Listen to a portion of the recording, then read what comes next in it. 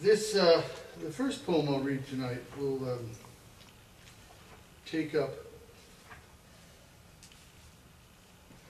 Vietnam again. It's called We Need Philosophers for This, which is a title I kind of stole from my friend Jerry Stern, who has a great poem called I Need Help from Philosophers. This takes the other tack. It presumes that you've been looking back to your Philosophy 101 texts and recall the little pithy things that all the various philosophers said, or that you regularly go to Wikipedia and look them up just for something interesting to get into your poems. I'm not saying which of those I do. This is also referenced in here, of course, is the seminal and very important film Apocalypse Now by Coppola. And in my mind, there were only two Vietnam films that were really, really credible and important, and that and Deer Hunter. I think Oliver Stone and the rest of it is pretty much sensationalism. But Apocalypse Now had something to say. And I also mentioned in here Gilbert Roland, which most of us will remember. Handsome guy.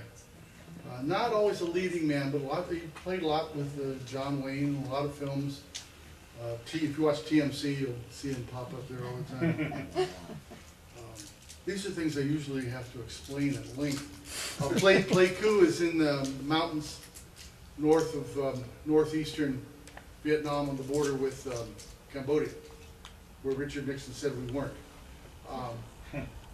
And if you remember the film Apocalypse Now, that's where Martin Sheen goes up to.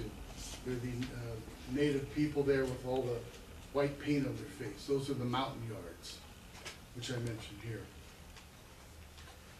So this is a poem called We Need Philosophers for This. It's for my friend and high school mate, Gary DeVito, who is a Vietnam vet and died in 2007.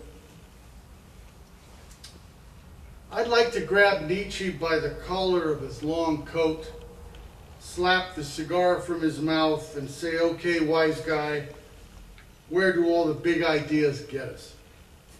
I can't close my eyes for a split second and not see poor DeVito's face, the chiseled spitting image of movie star Gilbert Roland, that face that got him out of 100 jams, that had him thinking he could get away with anything until his draft notice came.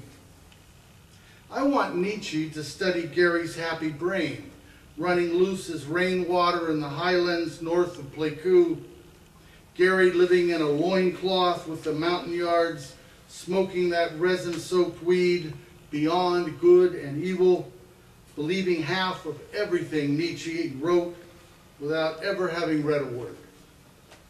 Gary, who was mildly existential without ever speaking a sentence in French, who was never going to fall in line with the press and polish of orthodox materialism, who was taken back at gunpoint by force recon guys who, dark as ghosts, humped an umpteen clicks upriver to haul him out without his pipe, and the chief's daughter, whom he married without a second thought, who were ordered to be sure that every last grunt was squared away.